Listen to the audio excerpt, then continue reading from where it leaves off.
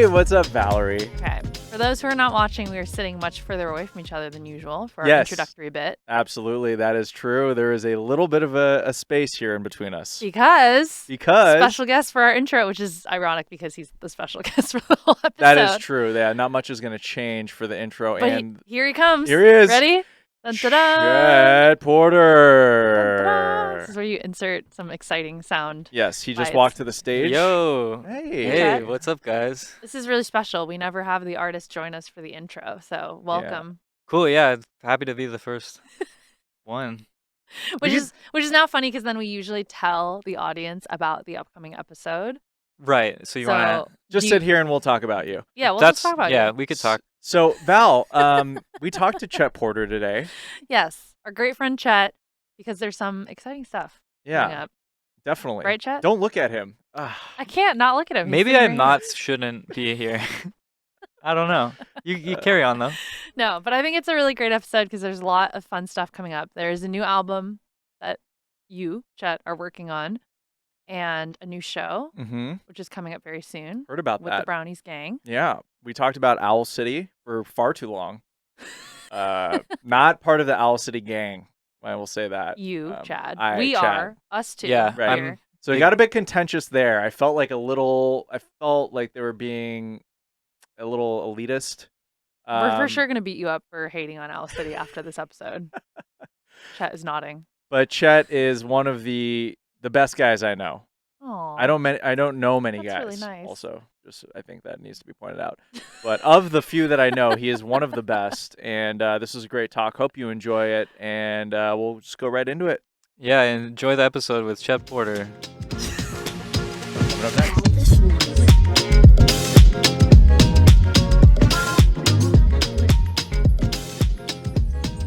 So, you were talking about people coming up to you and recognizing you. Where's the strangest place that you've been recognized for being Chet Porter? Oh, shit. I don't want to put you on the spot. I know that Yeah. sometimes it's hard to recall. It might take me a second. Yeah. Okay, that's fine. We see people come up to you all the time. We were just walking in the hallways here at Icon, and some guy took off his headphones and went, "Oh!" And then you just Yeah, we gave each other a little wave. I don't know. I think, like... Did he say you were really funny? No, He didn't say he didn't say anything. He just went, "Oh." We were moving fast, man. We were not slowing down for anything, but he gave me a nice wave. I gave him one back. Have you been in That's like nice. another just a random state or like maybe another country or somewhere? Yeah, definitely. I think like there's been weird ones. Maybe it's just like being on camera that my mind is blanking, and it's usually really awkward too. Yeah. I had this one. I was at like the top of Runyon, with Tack, Okay. and Place to get spotted for sure. this kid just started playing one of my songs on his phone instead of saying hi to me, and and like basically forcing me to be like, cool That's song, man. me. And he was like, oh, no way. And I was like, shut the fuck up. Like, obviously I know you did it on so purpose. funny. And then Tack was so funny. He like made up an excuse. He was like, yo, we're actually late. We gotta get going. And I was like, oh yeah, sorry, man. We gotta go. It totally saved me. It was funny, but You're kind of like going the same way on Runyon. yeah, I know. It You was, just gotta walk you gotta go, faster. but he was just like, slight- he was like, faster. we were at the top, like Yeah, looking at yeah. the sunset. It wasn't like we were hiking, but Yeah. yeah, this kid was clearly trying to talk for a long time, and Tack was like, yo, we got that thing. And I was like, oh yeah, That thing. let's go. Let's go. Oh my gosh. That- Well, but- hey, at least it was about your music, you know, Yeah. not the jokes that time. Yeah, yeah, Yeah, no. yeah. Which is That- awkward. He was there for the tunes.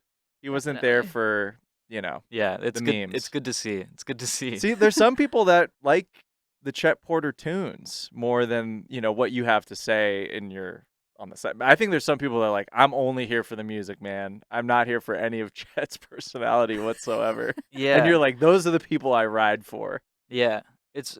I feel like it's really easy to get recognized in LA, or like even like if you're at a festival, it's like, of course, people. That's Yeah, like, you have a distinct look too, I would say. But it's also like that's where like all the people who are interested in what we do are. So like Mhm. of course that's gonna happen. So I think just when it happens in real life, I'm like, oh, whoa, Yeah. like it's pretty interesting. I think like somebody, where was it? It was in like Scotland or Paris or something, and somebody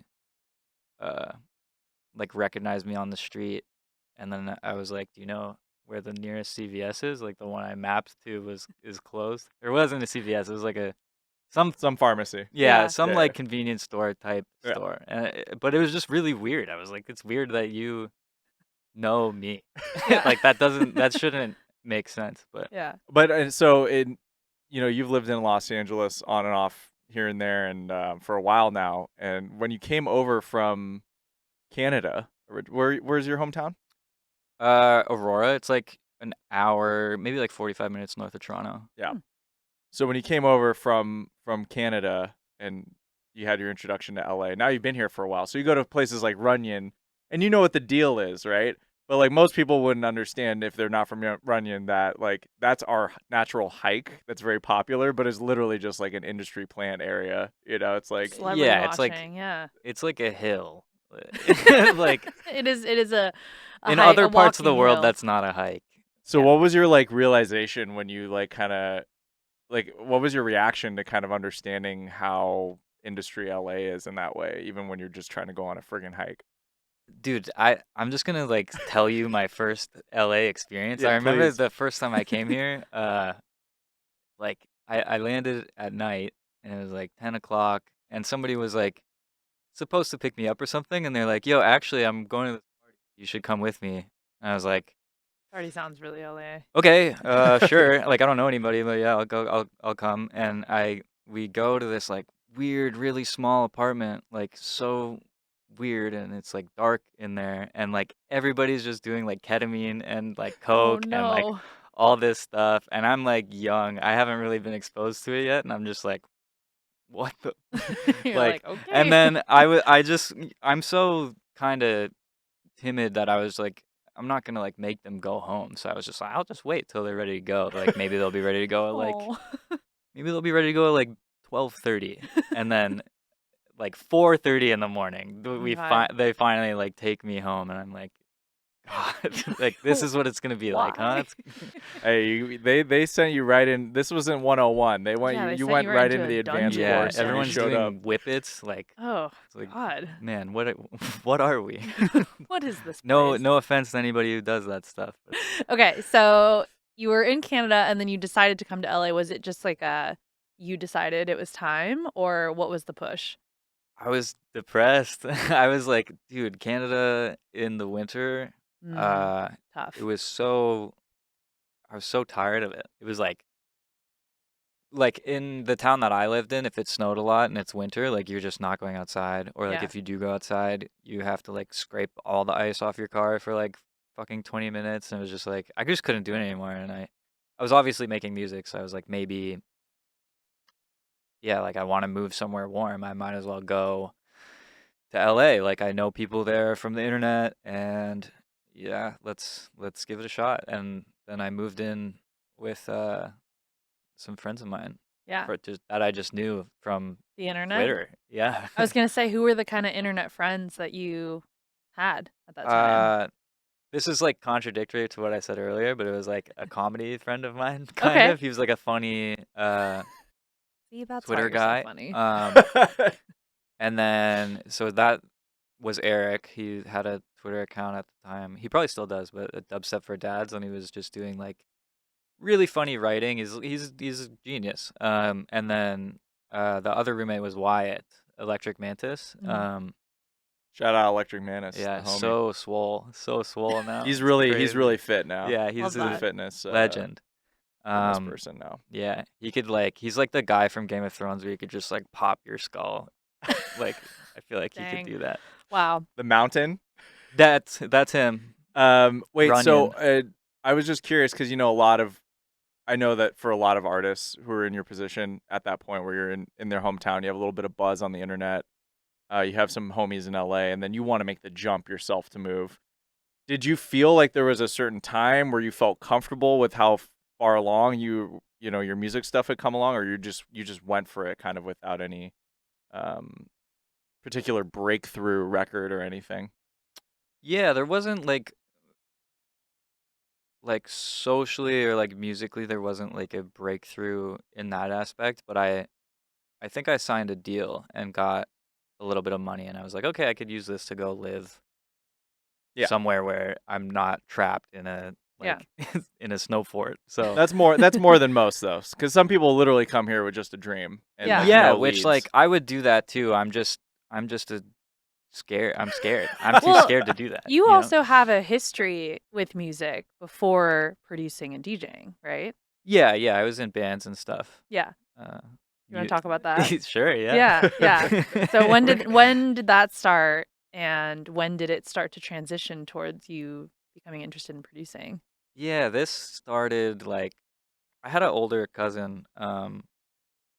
I mean, I still do have him. He's He still exists. he He's still still around. exists. But he was like great at guitar, and he kind of was like the guy that I would look at, like him and my brother. I would look at them and what they're doing and be like, oh shit, I want to be like them. Cool guys. So when he got a guitar, I was like, yeah, I kind of want to get a guitar. He was way better than me though. But I was just like really willing to try and write music with other people or like play and all that stuff. So I ended up in a band with a bunch of friends of mine, and we signed a deal to like Warner Canada. I was like 16 or 17 or something. Wow. Nice. Young. What was the style of music you would say? It was like it was like pop punk, but not like corny pedophile pop punk. It was like Good to know. it was like it was more on the mature side. Like kind of like just like rock music, I Yeah. guess. Like I don't know. And we signed this deal, and they were like starting to say they wanted us to all dress the same and stuff, and like we should each pick like different like personality Oh. traits and stuff, and we were like it was weird, but the lead singer in particular was like so anti-industry, Yeah. and like we're young. He was like a year older than me, so he was like 17 or 18 or something, and he was like he just hated it. So we basically broke up the band to get out of the deal. We just like As disbanded. rebellion. Wow. And then at that point, I was like, shit, I still kind of want to make music though, Yeah. and I can't sing. And they were like, do this alone. So I got my dad's like Acer laptop or something and torrented Fruity Loops. Oh, nice. That's a huge starting point for a lot of people. Yeah. And Yeah. then I made probably some of the worst music you've ever heard in your life. As one does. I was like so into Owl City, and I was like and I was like trying to make like like Can you explain? I kind of Okay, love that though. I'm sorry.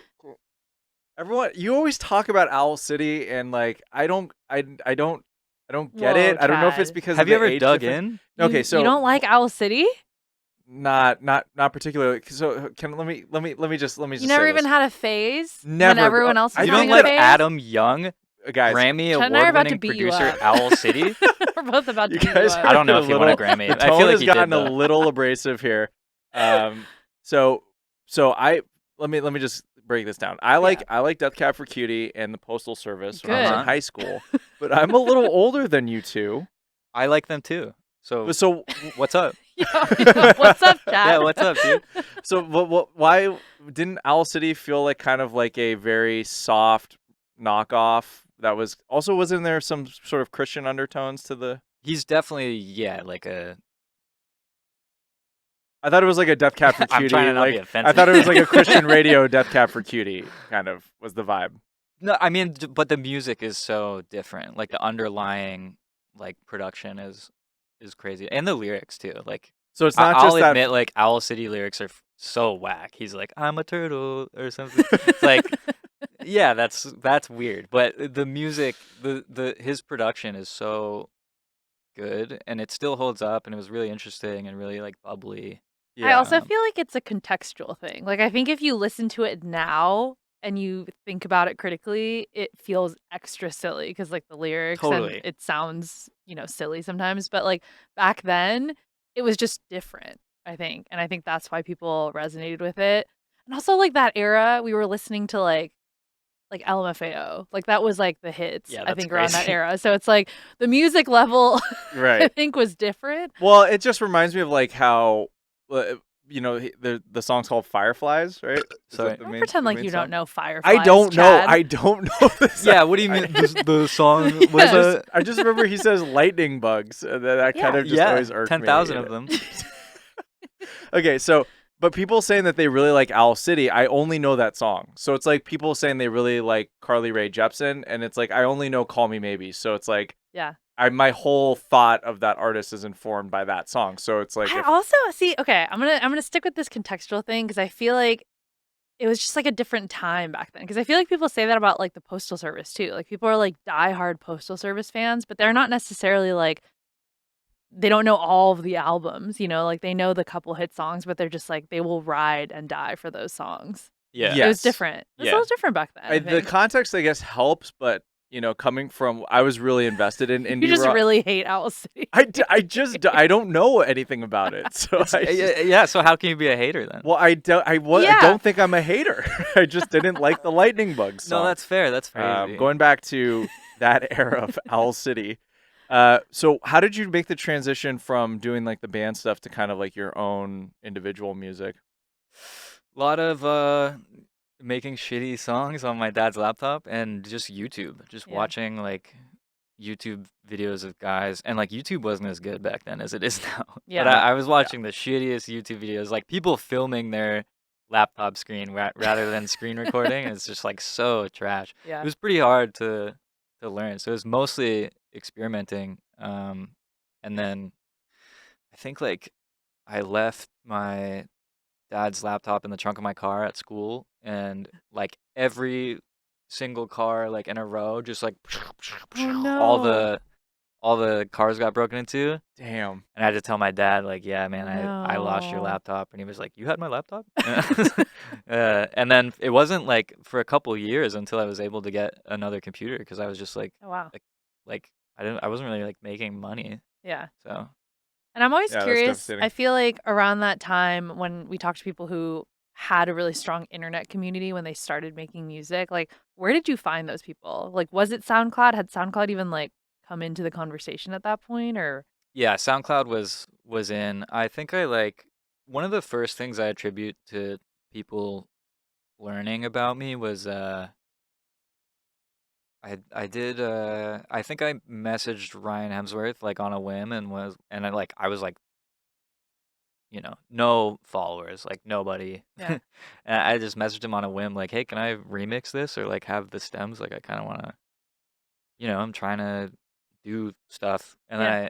I did it, and he like reposted it or something, and then like blogs wrote about it, and I was like, "Whoa, that's weird. Whoa. That's Yeah. crazy." So I think like my Ryan Hemsworth repost was like a big moment for me, and Yeah. it's so funny because we're like, I don't know, we're like homies now. It's but like back then I was like so grateful for that. I was like, whoa, like it was cool to see somebody write about something that I did.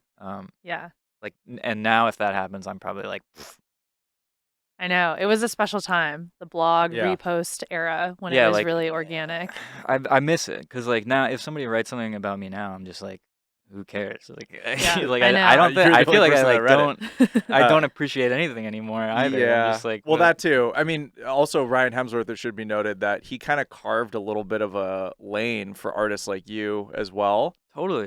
It kind of electronic with indie sensibilities, and funny enough, I don't think a lot of people know this. Ryan Hemsworth was one of the first DJs to ever headline Brownies and Lemonade. Really? Yeah. That's cool. I did not know that. Yeah, he was. Dude, Before that's it was awesome. mostly Yeah. like hip hop and like kind of local DJ kind of mixture, but Camp Trill, Ryan Hemsworth headlined, and that was like one of the and Capital Cities also, strangely enough, was another electronic artist that played Brownies Lemonade early days. But Ryan is the homie, and I think I want to ask you because you came from a band, you have impeccable music taste. I do have to say that Oh wow. because I've helped you curate some of these Whoa. Chet playlists and but a lot of really deep, diverse taste, especially in like Bon Iver and a lot of these like singer songwriters and indie and folk are really inspirational to you. So how did you get kind of more in the electronic kind of mixture?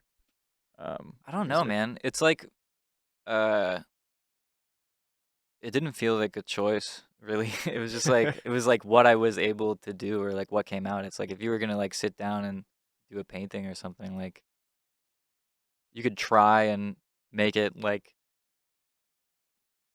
a Picasso or whatever, but it's gonna turn into like a Chad painting or like a Valerie painting. And I think like when and also just the tools that I was given, like with the Fruity Loops and stuff, like it just leaned that way. Like I was like, oh, I have like all these electronic sounding kicks and shit in here. Like I guess I'll try to make electronic music with it. And then yeah, just around that time it was like Avicii was like coming up, and I was like, whoa, this is like amazing, really catchy. Like his Drowning remix had just come out, and I was like, damn, this rocks. Yeah. And then yeah, I like discovered people like Ryan, who I feel like he's such a electronic artist that like he just did whatever he wanted.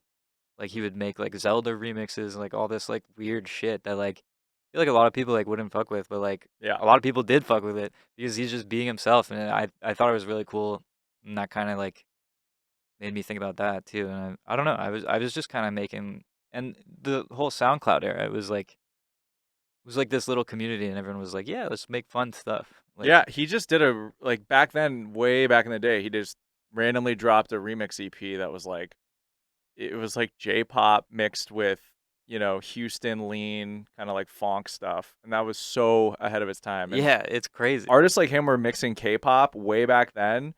It's just like, they get forgotten as being kind of precursors to what is just now what we have. I don't know if people forgot, or I don't know, but I feel like he definitely deserves more credit. Yeah. Like, Yeah, I don't know if forget is the right word, but yeah, you're right. And also, I know we didn't vibe on Owl City. I'm sorry about that, but Chet and I love Body Sync, which is Ryan Hemsworth, his new project with Draffage. yeah, it's crazy good. Yeah, it's probably one of my favorite projects to come out in the last 5 years. Yeah. So They release a ton of music too. They're like not stopping. They just not keep stopping Yeah, at all. it's cool. I love that. Yeah. Cool to Well, I have see. a question kind of related to that because I feel like something you said earlier was that you said that you haven't actually even released that much music across your career when you're talking about like people recognizing you for personality stuff. Yeah.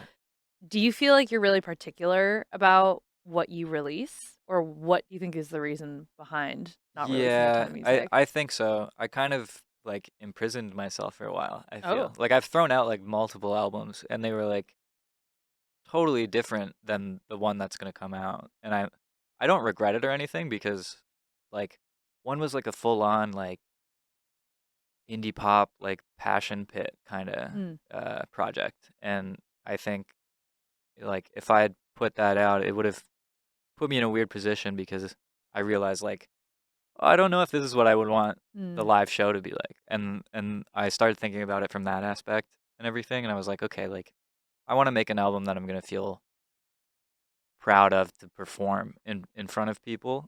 That took me a while to Yeah. figure it out. And also just like label shit, it's like, I don't know, they gotta like the music too, and the pressure and all that. Like I in a way I do regret, like I wish I put out more music over the years, but I don't regret throwing away most of it.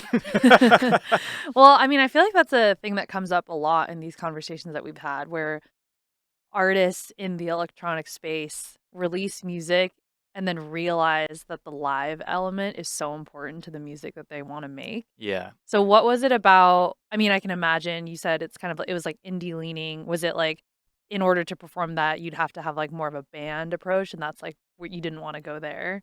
Yeah, I didn't want to go there, and I think in the back of my mind, I think I was trying to be like anti-dance music almost. Like it was at that time where everyone was like, EDM sucks. It's like Yeah. so overdone. And I was like, yeah, you're right.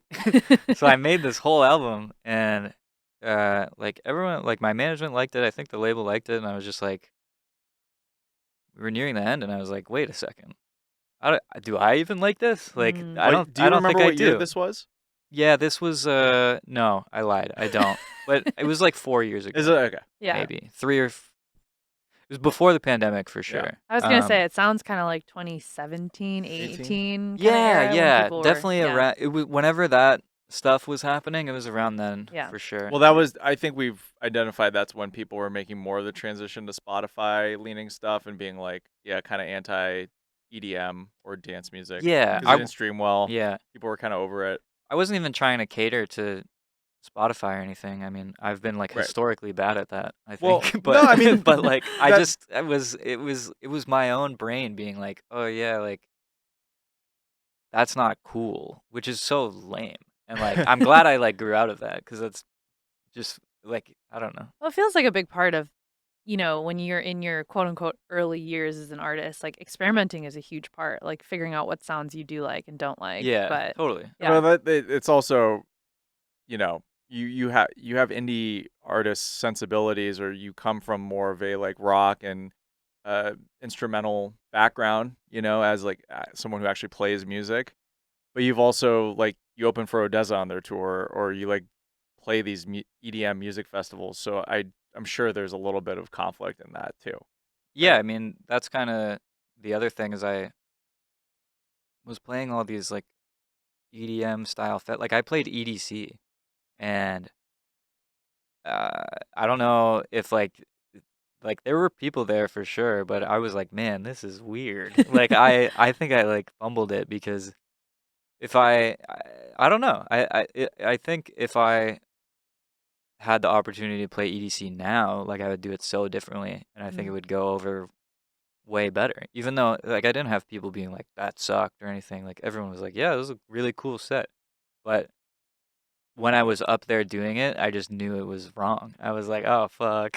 Like What does it feel like to be up there at like a festival of that size and then have that realization mid-set? yeah, I don't know. It's definitely like it sucks, man. It felt like when you get really nervous before doing something big and you're kind of like shaky. Yeah. That's how I felt the whole time. I was like, man, this Mm. sucks. Like Well, I mean, it's interesting to hear that it didn't actually go poorly, but just in your head, you knew that something wasn't right as far yeah, as like yeah, expectation or yeah. something like Yeah. that. It was Yeah. also like it was like a super late slot, like 4 a.m. or something on a Sunday. It was like, Hmm. Yeah. it's Those not are tough it's slots. not gonna be crazy. It was one of those sets where like everyone was sitting down, but like enjoying themselves. But to me, I was just like, shit, Like maybe you weren't that's not what expecting, EDC is right? supposed to be. I was like, oh Yeah. fuck, I must have done something wrong, Yeah. and I don't know. But Okay. Well, keeping all that in mind, it sounds like you said your new music, you've taken all of this into account with the new music, right? a little, yeah, not like I'm not like completely catering the album to being performed live or anything, but I Mhm. think yeah, there's more energy and danciness and Yeah. all that. Yeah. From what I've heard, I really I mean, it's interesting to hear your perspective because I feel like from what I've heard, it feels actually still very experimental in many ways. Like there's long ambient intros, but Yeah. then like energetic like music once it comes in. Yeah. So it's interesting to hear that you're kind of like thinking about it that way. No, you're right. I think it's still uh like not a traditional EDM album, I guess, for sure, but I just like I don't know. I feel like I just get bored really fast when I'm listening to an electronic album, and there's like no shade to anybody, but when it kind of feels like I'm getting the same track over and over Mhm. a little bit, like I could point fingers. I'm not going to, Oh, but please, put away. No. Resist the point. Point. but it's just like I get bored. Yeah. I get bored, and I know we're not really living in an album world anymore, so it doesn't for most music consumers, Mhm. it like doesn't matter, but to me it matters. I've always been like an album kid. Like Yeah. high school, I'm listening to albums front to back. Like we had like CD players in our cars. We didn't have shuffle on our Yeah. Spotify app or whatever. So it Yeah. was like that's just how I consumed music, and it's hard to erase the way that you grow up. Like it's like all that music from high school too is going to be really nostalgic to you and too, and it ages well to you because it's connected to like a formative time in your life. Yeah. Do you feel like you went into making this album kind of knowing that it was going to be an album, or did it kind of start just coming together? Yeah, no, I had to make an album, and I've always wanted to as well. Like Mhm. I want to have my music on vinyl like that again. It's just like that's how I consumed it. So I think to me that will be like a special thing, like getting to hold it in my hand and being like, whoa, I could break this if I want or something. But And like, you collect, and you even have the Body Sync album yeah, on vinyl, and yeah, there's something to that as well, of like, even if it's not a huge wide release, just the fact that it made it to a physical print that you can yeah, have, yeah. I think like obviously the album's done now, but I think once I'm holding it in my hand, that it'll probably hit me then. I'll be like, whoa, I did Yeah. it. I made did what I this. wanted to do. Yeah. But yeah, I like it's catered to live, but it's also catered to myself trying to make it interesting to me because I'm the one that has to listen to it all the time while I'm fucking making it. Right. So I'm not trying to like listen to the same loops over and over. Well, I remember when you first played it for me, months ago, and it really feels like just an amalgamation of all your influences musically. Totally, dude. There's so many influences in Yeah. there, and Tell us like, some of them that come to mind. yeah. I mean, oh god, I'm like now. I Great, know. I'm blanking. I Again. know Rusty's a big one, right? Yeah, obviously Rusty. I mean, there's like G Jones and EPROM influence. Like, there's like breaks on there. They're Yeah. like the new Skrillex influenced me for sure on like the last track that I put out. I Yeah. heard some Jamie XX in there. Jamie XX, Mhm. yeah, it's a big one. Like Flume, like I'm not ashamed to admit it. Like I consume music just like everybody else, and this stuff leaves an impression on me. And I'm like, okay, how could I do something like that and make it my own? Like Yeah.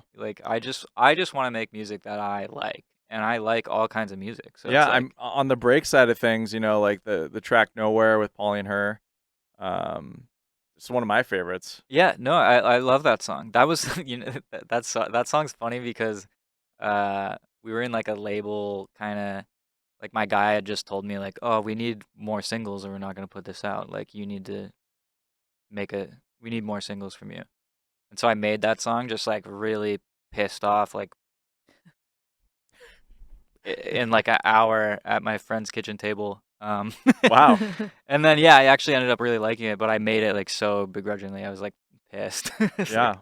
and I couldn't tell. and then it was the next single. So Yeah, I like, couldn't tell. I mean, yeah. to me, that felt like a really, and shout out Pauline, who's also Icon alumni. But Oh shit, I didn't know that actually. yeah, I Cool. saw her here the other day. She was mastering some stuff here, Oh, working dope. on a session. But I'm curious because the kind of label kind of feedback seems to be like a recurring theme in your career. Because you're talking about this, it literally led to the band that you were previously in, kind of disbanding. Yeah. But it feels like a really interesting situation with electronic music artists or music artists in general. But let's say specifically electronic artists who have to go the label route. It's not like a traditional label deal or arrangement per se, because it's not, you're not always like a recording artist who's like, writing your own songs and singing, or a band, but also seems to have a lot of the similar restrictions and, Yeah, my label's not like I get that it's a business, for sure. So like you need some marketability, is that a word, in there? Mm-hmm. But we're gonna cut that. You need some marketability in there, and I understand that. And even to like sell my own album, like I get it, and like please the Spotify gods and all that. But they are actually pretty good at letting me do what I want to do, which is like I get that's probably shocking, like given how much I shit talk them, but it's like yeah, they do a pretty good job at letting me just make the music that I want to make. Mm-hmm. I'll give them credit for that. That's good. That's good to hear. Because it's like, I mean, yeah, you hear the Yeah. stories about people being like, we need a single, we need this. And I'm glad you were able to still make a song that felt like authentic to you. Yeah, it still feels very me, and like Yeah. I had the like lead line in the chorus, I guess if you want to call it that, like the wow now now now. I had that lying around for like a while. Yeah. And I was just Yeah. like, what do I do with it though? And then they kind of put me in a position to make, a more streamlined kind of pop song. And I was like, oh, I'll put it there. So I don't know, it worked out. Yeah, I mean, so it felt like there was a time when things like DistroKid came out and people had independent artists had the power of distribution where they were kind of like, oh, I'm not going to go through the label model. But then it kind of came back around where now more people are like, I kind of need the label support, the infrastructure, the advance help like that. So like for you, what are some of the positives you found for working with a label when you're putting together something like an album? None. What? There's no positive. Whoa, hot take. Yeah, I mean, if I could go back in time, or I'm a younger artist, or like I'm giving advice, like just don't Mm. sign to a label. Like Mm. like sure they could be like, "Oh, we gave you money," but like, dude, if you factor in like, "Oh, I gotta give 20% to management, and then there's lawyer fees and business manager splits, and then taxes, and then I'm supposed to use that money, like the advance, to pay for things to make the record." So I'm like buying plugins, or like maybe I need a new computer. Like Mhm. that's what the money's for. And then you break it down like over the amount of time it's supposed to like keep you living. It's like below minimum wage, dude. It's Mm. like they trick you, not trick, that's a little malicious, but like you see this big number on a piece of paper and you're like, wow, like this is a this is really helpful. This is like substantial. But then when you break it down over time and like the amount of time it takes to make an album and live in groceries, rent, like blah blah blah, like it's not great. Like Yeah. so Yeah. I would say like don't be fooled by, some big number on a piece of paper. But I feel like that's a good perspective because that was my question. I feel like hearing you talk about, your like journey so far, my first question was, do you think like as an artist, when you're in that era of like still figuring out who you are, like a label deal I could imagine would be very complicated because that's like such a strong external force then telling you like you need to sound like this or you need to do this. And as an artist, that's like a really crucial period to figure out who you are on your own, right? yeah, yeah. Again, to their credit, they weren't telling me uh to sound like anything. Hmm. But in my own head, yeah, like I hadn't figured out what I wanted to do yet. So it was like, and I did feel pressure because I had just signed this piece of paper that says like, hey, you need to deliver a 10-song record. And I'm like, oh shit, like I don't know if I know what I want that to sound like yet. Yeah. And I had to make a bunch of them in order to figure it out.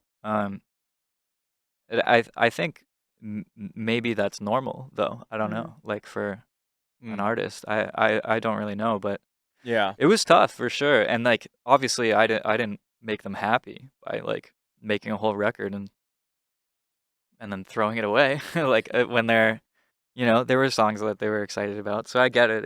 It's a weird relationship to be in. Yeah, I mean, is it even viable though, like to be completely independent as an artist in 2023?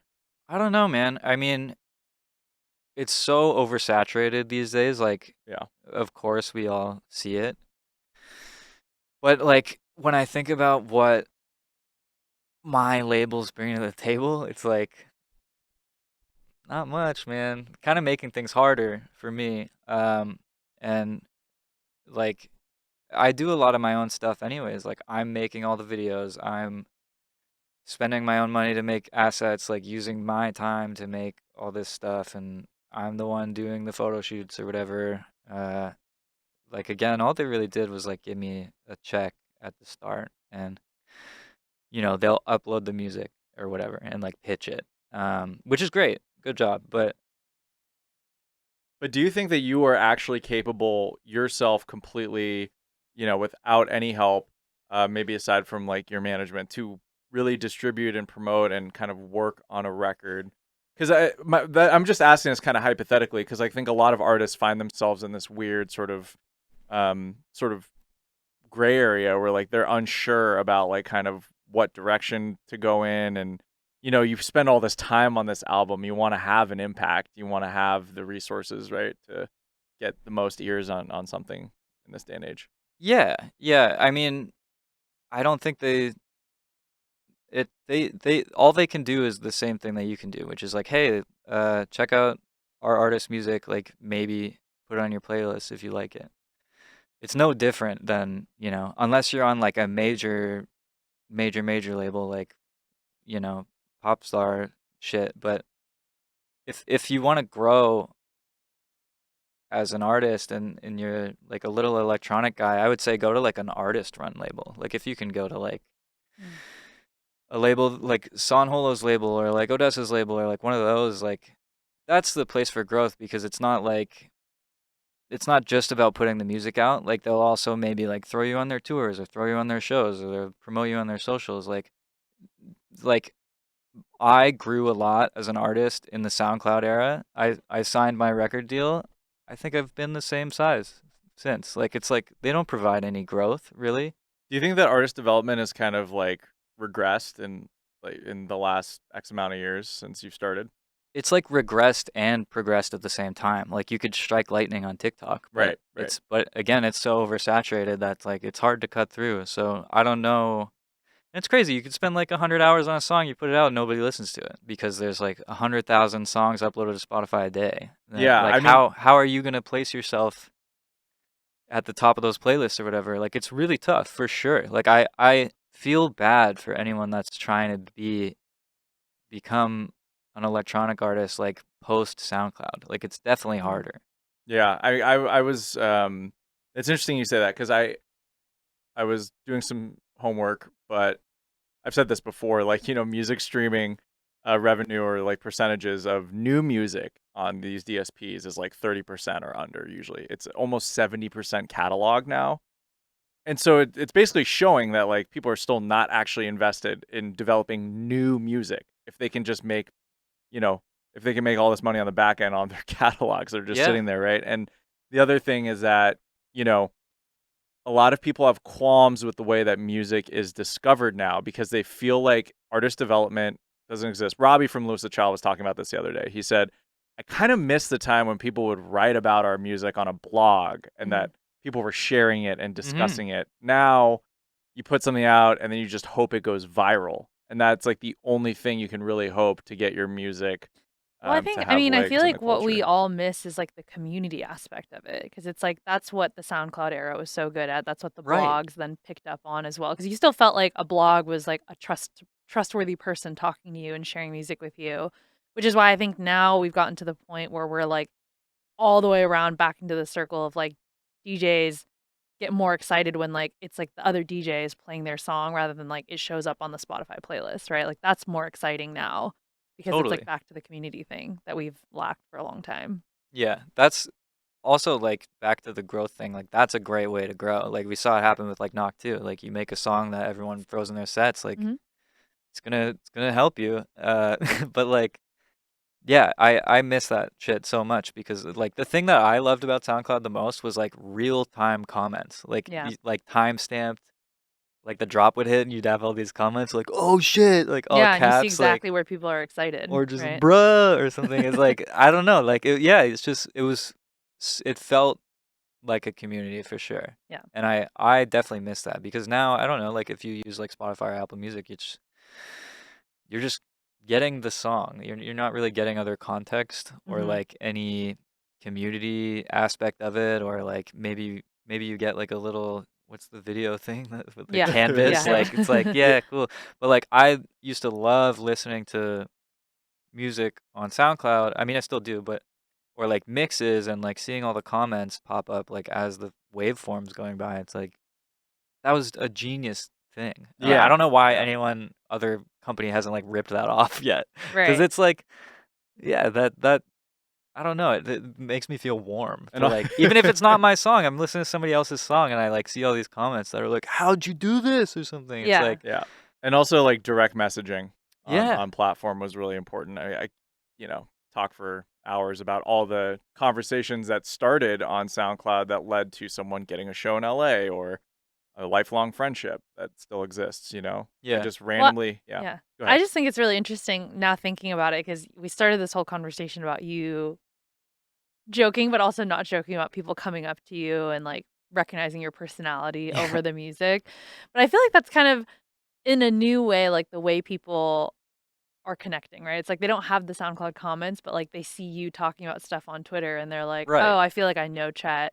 Yeah. And then hopefully they're also listening They to your music, of course, but like that's like a important new way I think people are they connecting. maybe commented on your socials more than they've listened to your music, but like they're still engaged Yeah. in a Right. certain part of Yeah. your, Yeah. you know. Which is honestly powerful because I do feel like there's a lot of artists that either don't have the personality or don't have that way of like sharing that side of them, and people love their music, but then they just feel like this like vague figure that makes amazing music. But I don't know, something to think about. I think that's actually a cool part about your career. Yeah. No, I get it too. And it's like if you break down like number of songs released versus like number of like funny posts I've done or whatever, like obviously one's gonna outweigh the other like tremendously. I mean, with anyone, like Dylan Francis or like the Mm. Oliver Tree or something. Like it's just like I don't know. That's just how it is, I guess. But sometimes I'm like, what if I just like wasn't online at all? Like, Mm. would that make my music flop, or would that make me like some more mysterious anomaly? Like, where's Chet? And then like when I drop music, people get really excited because they're like, oh, he's done something. And then, but even then, like I still don't say it. Like, I wonder what it's like to just not have like even have a Twitter or an Instagram or something. Have you ever thought about doing that, like with the new music that's coming out? Totally. Yeah. Like, Yeah. yeah. I like. And I've thought about it with like side projects too. Like if I Mm. did like some side project thing, like I don't even think I would make an account for it. Like it just it's so much to worry about too. I mean, I definitely get that because I feel like there's an interesting line to balance of sharing enough info about like music that you're releasing so that people understand where you're coming from or what you're inspired by, but then also giving enough space to let people have their own interpretation of it. Yeah. Yeah, it's I don't know, man. It's weird. It's weird times. Like Yeah. There's no right answer. Well, I wanted to ask you one last question about albums before we move on, because I have some other kind of funnier things to talk great. about, which I'm sure you're gonna weigh in on with Grace. So But about albums, you mentioned that kind of albums are kind of, I don't want to say dead, but like don't have that same like life and in the culture as they once did. Yet everyone still feels compelled to release an album, which is like an interesting kind of thing, right? Now every now and then, especially in like pop music, you'll get like the album that year that people remember, but it doesn't seem to have the same like lasting power as a body of work. Um, and so I'm just wondering, because I was actually talking to A-Track about this, who's a fellow Canadian. He was mentioning that an interesting shift in culture is that music is not considered really in the top 3 or 4 of like cultural entertainment products anymore. It's like people are asking you in a conversation, just if you'll indulge me, they'll be like, "Hey, what movies are you watching? What have you seen? What shows are you watching on Netflix? Maybe even anime." And then people will be like, "What game are you playing? Even what podcasts are you listening to?" But rarely does anyone ever ask, "What album are you listening to right now?" It is completely kind of faded from like the forefront of how we consume entertainment and become more of a background thing where it's like, oh, I put on music when I do this, or but you don't sit there when the new album comes out as much, or people don't listen and just listen to the music front to back when an album drops. Is that something that you agree or disagree with? Because I'm that dude, that's really funny actually, because just the other day, my friend Chloe uh asked me, she was like, what albums are you listening to right now? I'm not even kidding, that's what she said. And I was like, nobody's asked me that in so long. And I think I was like, yeah, I knew James Blake just dropped. It's really good. But like, yeah, like nobody really is asking that question. I mean, like the music homies, maybe, but like even them, like they're on top of it themselves. They don't really need to ask, like, what are you listening to? Because they're already listening to it. yeah, So, yeah, but yeah, for sure, like movies, like even I'm guilty of it too. I'll ask you about movies before music any day, probably. Like I love movies, man. So yeah, I just like and the gaming industry, dude, so much money. Like money in music sucks. Money in gaming is crazy. I think GTA made like almost $1 billion in one yeah. day or something. No, GTA is always, at the top of the list of cultural properties, revenue every year. or a video game is usually at the top. But Valerie, even you, as someone who works in music, outside of music, does anyone ever ask you about if you're listening to music? I mean, yeah, while you were asking the question, I was like, I kind of feel like I am still in a bubble where people talk about music. And I think it's, for me, where the split comes is like, if I think about dance music specifically, I think it's a really different experience. Like, that is maybe more like, what shows are you going to, or what events are you going to Right. attend? And then kind of like looking for those peak moments that will happen at those. Like, I think of like the Coachella. Obviously, everyone was like, "Oh, like, are you gonna go see that like Fred against Skrillex Fortet like thing when it popped up?" But I think music is still relevant. Like, I think about the big pop albums that have come out lately, and I feel like people get really invested into them. Like, top of mind is like this new Olivia Rodrigo album. Like, she creates this little universe and people get really invested into like what she's wearing and like who she's talking about, and Yeah. like I feel like that's like that old school album buzz that people get into. But then I also think about like the biggest cultural moment recently was like the Barbie movie, but like music was a huge part of that, Yeah. thankfully. I think Yeah. like the Billie Eilish song was like such a hit in that way, and people got really invested into like how she translated the message of the movie and like what that means to like women overall. So I do feel like the music part is still there. I think it's just harder to tap So your into. friends ask you like what albums are you listening to and stuff? I don't know if that question gets thrown around, but like even today as I was coming here, my friend was like, "Oh my god, I can't stop listening to the Olivia Rodrigo album," which is Okay. why it's like top of mind Yeah. Yeah, for no, me. I think that's Yeah. helpful because Yeah. personally, I don't hear about albums that much, Yeah. even working in music. Like Mm. today, we got like an RL Grime and a Son Holo album. Yeah. Shouts out to Shouts out RL RL and and Son. Sonder. And I think those albums will get a lot of that like attention from people in our field and stuff. But Mhm. you know, I I do think that they also in electronic music are very helpful for the touring property. For And like sure. everyone Sure, knows that, yeah. and it's the same in every field as well. But it's hard to separate that from, especially in electronic music, that the live aspect is the most important thing. But then you look at something like the VMAs, which honestly, the MTV Video Music Awards used to be the most important musical cultural night. True. And Yeah. then you look at it the other night, and like the biggest thing that people were talking about is that NSYNC, presented an award. Yeah, it's But like all the memes of like reaction and stuff. Exactly. I'm Yeah. not even gonna lie to you. I didn't see a single. I didn't even know that happened. Right, Like, right. so that Good for says you. enough. Honestly, good No, for but I'm you. just saying that like 10 years ago or like 7 years ago, whatever, like that would have been like Yeah.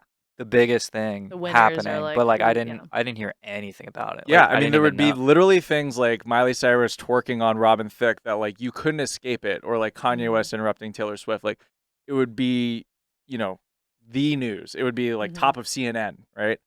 The thing about now is that I don't think we see young music stars at least in that same light. It goes back to the artist development thing. They're not in that same sort of category as like the highest cultural properties as often. Now you hear about it with like K-pop and with more global music, and that was pretty much all the stuff that was curated at the VMAs this year. There were 2 K-pop groups and multiple Spanish language performers. So it's just something to kind of Well, kind of I mean, I think it's an interesting thing because I feel like, honestly, I feel like people have gotten a little bit smarter about what is like real content or like real experiences, if I'm saying that correctly. Like at the VMAs, you're like, everything is so calculated, like everything is made and everyone knows they're going to be on camera, even like the Taylor Swift reactions or whatever. Like they all know they're on camera. So that's like all made up. But I think it has a lot to do with, I feel like the cycle is changing, right? Like music will come out, but it won't become big until like 6 months out or like a Right. year later or something. Yeah. And that's like really normal now. yeah.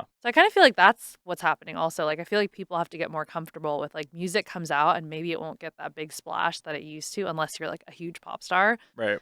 But then if you put all the other pieces into place, like you come up with a really good live show and like have moments and have like other big DJs play your songs, like that's when things will really start to kick off in the Yeah. future. That's how I feel, at least specifically for dance It music. it doesn't, Yeah. and Yeah. well, music in general doesn't exist in that linear chronology. Do you see some of your older songs kind of pop up ever, or In what sense? well, like because sometimes like an artist like older song will just start getting a little like you'll just be like, oh, I just saw that on TikTok for some reason, right, you like know? some TikTok buzz or something? Not really. I mean, to my I wouldn't like say my old music deserves it even, Really? but like I've seen it happen to other people. Like it happened to Rez, where like one of her old Mm. songs just like blew up on TikTok and had this whole like second Trend life. thing with Yeah, it. Yeah. yeah. Remember that? And it's just like I think that's really cool that that's a thing that can happen. Well, It's I like mean, Hudson Mohawk, yeah, CMAP. it's like Yeah. revived careers and stuff. Yeah. Like it's I forget there was like an indie band where like one of their old songs blew up and it just like totally saved their career. Yeah. It's cool that that can happen. Right. Yeah. But But we don't. at It's the not. same Yeah. time, like trying to do that is like impossible. Like it's just Yeah. you have to get It's lucky, tough. man. Like you can't do that on purpose. Like it's Yeah. not. You can try. Yeah, you Sometimes could it'll work, but it's try, tough. but like Yeah. it's tough. Yeah. Yeah. Yeah. We have millions of people trying. Yeah. Exactly. And just like kind of rubbing their hands, hoping, just waiting for Yeah. something to happen. Sometimes. Well, Well, that's great. I'm really excited about the live show. So I just want to talk about that's that real exactly quick. what I wanted to You were. ask Oh, about. so you're Wow, gonna. you guys Okay. are on Yeah. the That's same exactly what I wanted to say. We're doing Yeah. a show. train. Brownies Lemonade. Chet Porter. BNL baby. B&L baby. That's a all-star team, dynamic duo, B&L and Chet. Yeah. The show's doing really well so far. I'm sorry, I don't want to date this show, but we have recording this before your headline show. It's called Eyes. Yeah. Is this coming out after that? No, I think it'll Or come out right okay. around the time. Cool. So.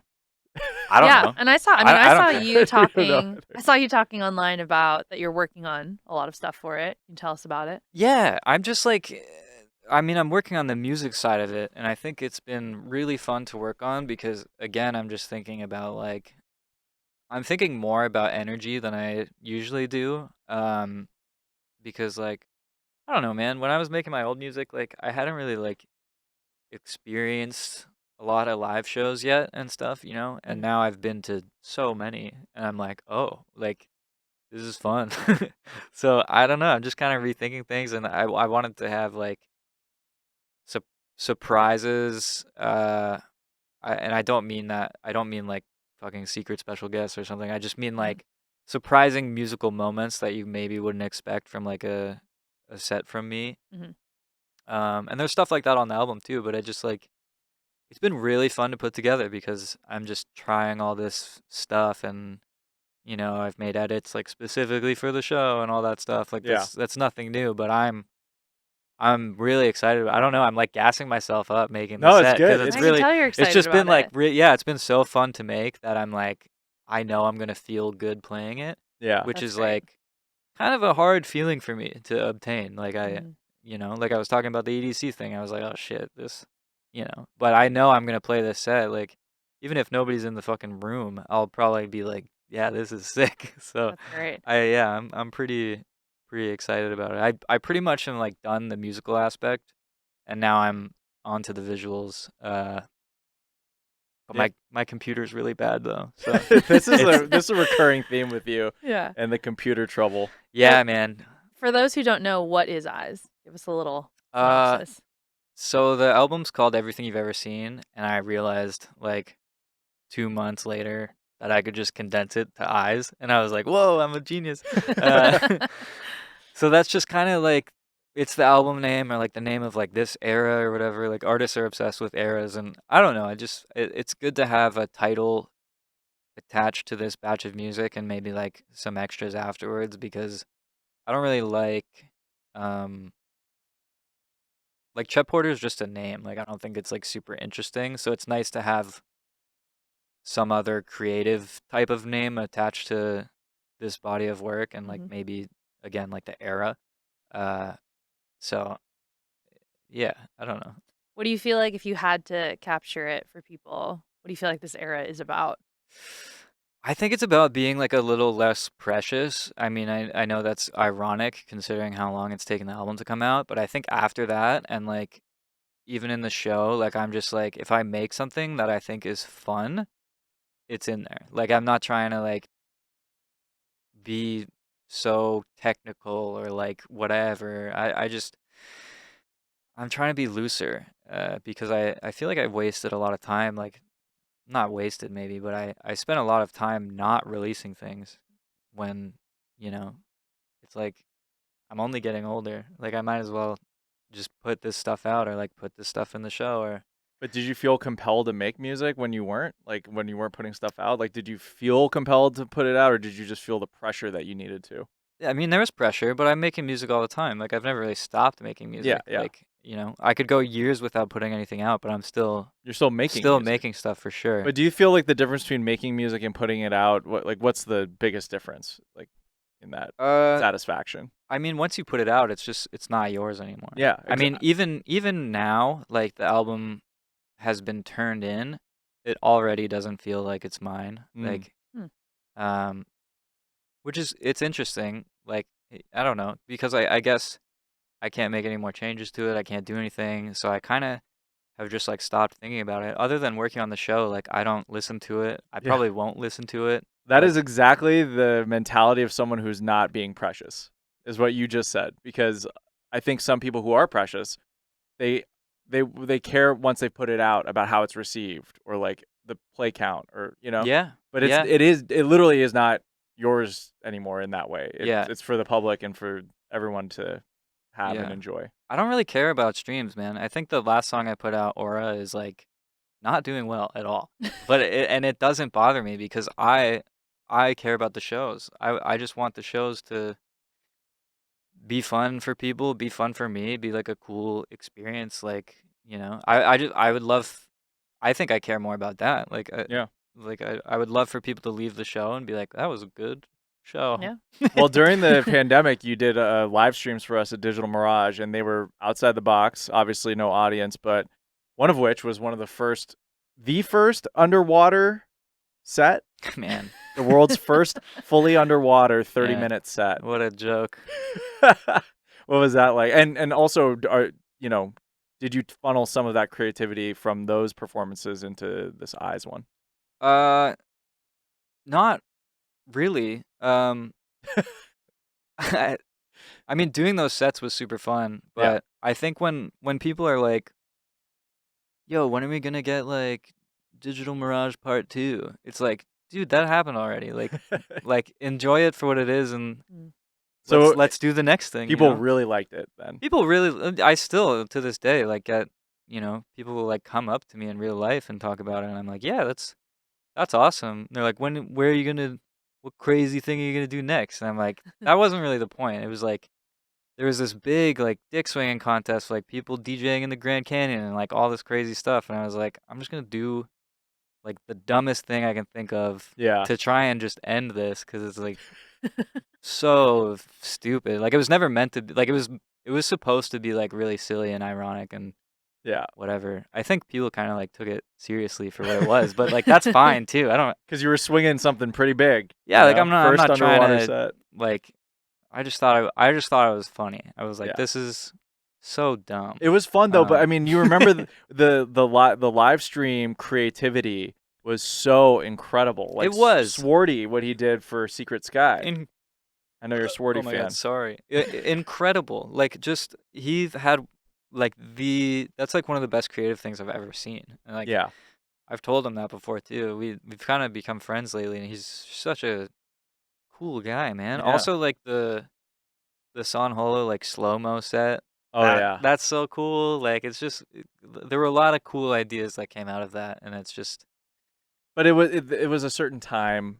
There was certain conditions. We were all yeah. of, Like it'll you know. never be that time will never be recreated. Like where everyone's trying to do this creative thing and be different from each other and have their own spin on like what a live stream can be, I guess. Yeah. We're also, it I was think, cool. we're working with like limited abilities at that point. I We know, had to get really which is creative yeah, within the which is confines. which made it like even more interesting, I think. Yeah, Yeah. Chet. I've seen you perform a lot, and I've seen you put in. Thanks, man. Thanks for coming. I've seen you at smaller, intimate shows. I've seen you perform at the Shrine, and you almost always have your shoes off. Can you explain why? Yeah, I don't know, my feet get sweaty and I don't like it. Like it's also just more comfortable. I don't know, like I think it's more that, right? it feels more grounding in a sense. Like it's not like I'm on the grass or something, but like it feels like I can bounce around more if I don't have like clunky be shoes on or free. something. I don't know. And yeah, my feet sweat, dude. Like I don't know if that's happens to you or if it's gross, but like if I have shoes on and I'm jumping around for an hour, like my Yeah. socks are gonna be like all gross and wet and uncomfortable after. Right. If I take my shoes off, like maybe I'll get like a little bit of dirt on my socks, but I'm not, you know, stuck being uncomfortable for the rest of the night. So So I don't want to spoil the headline show, but you probably will have your shoes off, is what we're. almost guaranteed, yeah. I mean, even if I start with them on, they'll come They'll off. fly off at It's one just point. it always happens. Like even if I like tell myself I'm not gonna take my shoes off, it just happens. While we still have you here for a little bit longer, I wanted to ask you because a lot of people know you from Twitter. .com. No, It's X. called X, yeah.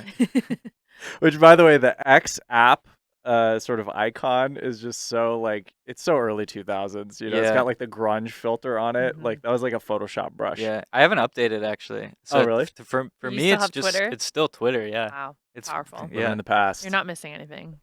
thank God. But yeah, for those of you who don't know, Chet was suspended from Twitter for quite some time. Dang. Mhm. What happened with that?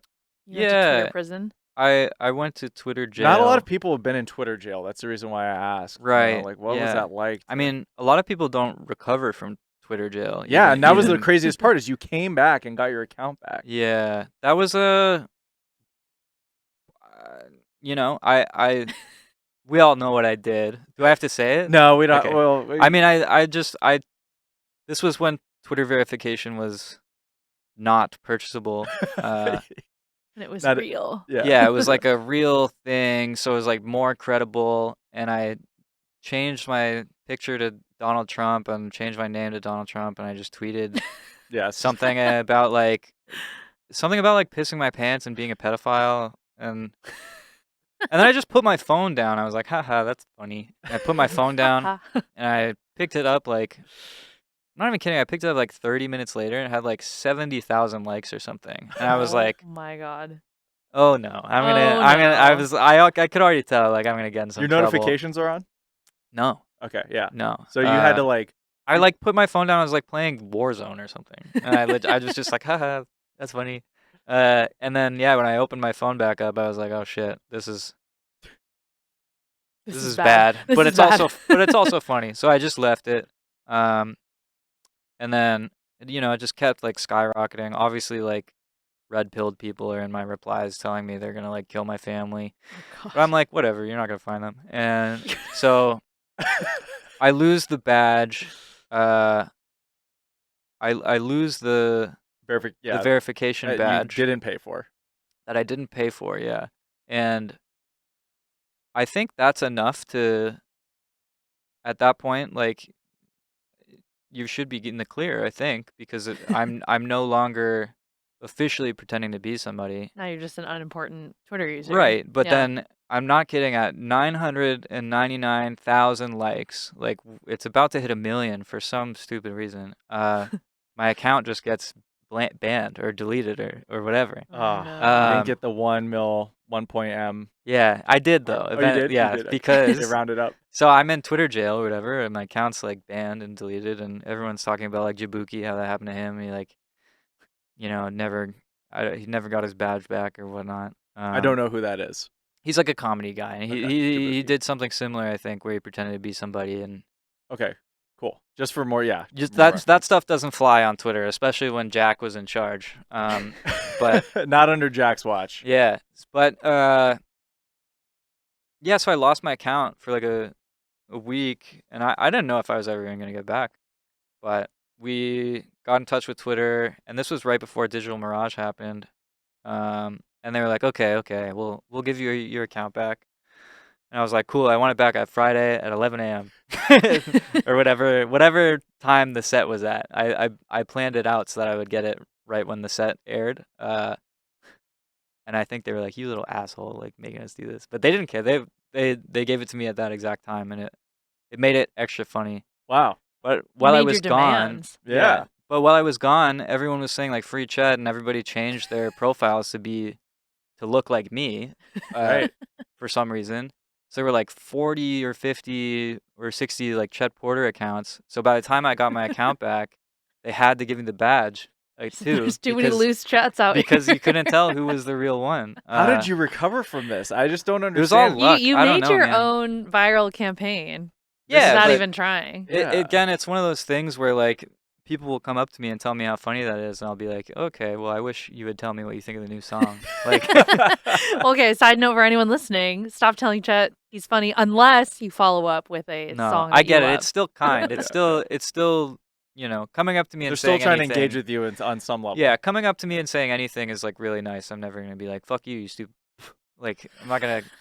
But it's just, yeah, I do feel a little bit of like, ooh, I wish you would I, say something Well, about the music. you're I just have so a feeling- likable, you know. Yeah, you're apparently very likable on the internet, and I have a feeling. I don't know if that's true. Not maybe from not the red pill demographic, but Yeah, you yeah. have a feeling what?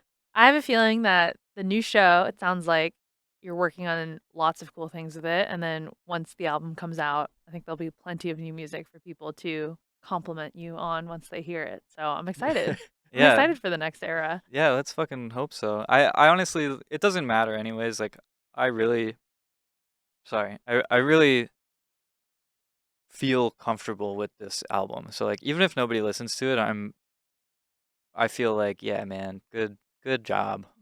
Yeah. Yeah. I think and, that's important. and it's fine because like I need to move forward anyways. Like, it's like, okay, what am I gonna do next? Like, I'm already thinking like about shows and what else I could do and like what music I'm gonna do next. Maybe I'll do like an EP or I don't know. Like, Release of just Possibilities are endless. yeah, I there's just- no point in like sitting around and like seeing how well it does. Like, I might as well just keep working. you could become a Owl City cover man of one. Yeah, I think he was one guy too. Yeah, so it's just one guy. Yeah, Yeah. You could become a Owl City tribute. Owl Town or something. Yeah, that'd be cool. Like I That's said, the good. possibilities are And- truly endless. Yeah. Completely endless. Well, Chad, we could have kept talking for so much longer. We want to We talk. keep going. Well, Up to you guys. Chad's like, I gotta go. You got more topics? I got a thing. I got Yeah, a thing. sure, I man. gotta Runyon get down Canyon this. I don't thing, even you believe know? you at all. Go down this. Is there thing. anything that you feel like we didn't get to talk about with the album or anything with the show? I have no idea. What did I say to you guys in the email? I don't think I said that much. That's a dangerous question to ask, Val. I know. Is it? No, just because, just putting him on the spot like that. Is there anything else that? I mean, sometimes you know? there's something. don't topics think What is so. on? Just tell us one thing that's just on your mind right now. Oh, now that's a dangerous question. Just let's roll the dice. I mean, I guess just the show. I'm still working on the show, and also just the label. Like, the album got delayed, so I'm pissed. Which is like, there's nothing I can do about it. So I'm trying to let go, but it feels like they did me dirty a little bit. Mm. Well, I think once we get to the show and that week and those good vibes and everything, you're gonna be like, yeah, this is all worth it.